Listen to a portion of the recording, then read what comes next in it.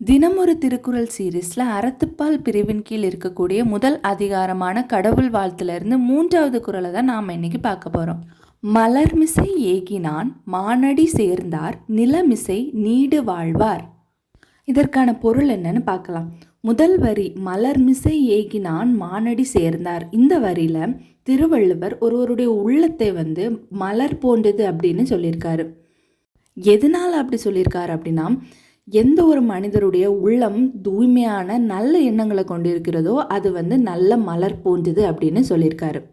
மானடி அப்படிங்கிற சொல் எதை குறிக்குது அப்படின்னா, இறைவனுடைய திருவடிகளை குறிக்குது.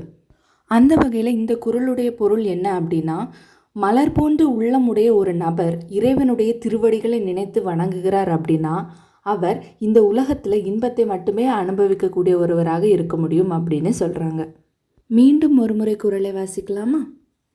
மலர்மிசை ஏகினான் மானடி சேர்ந்தார் நிலமிசை நீடு வாழ்வார்.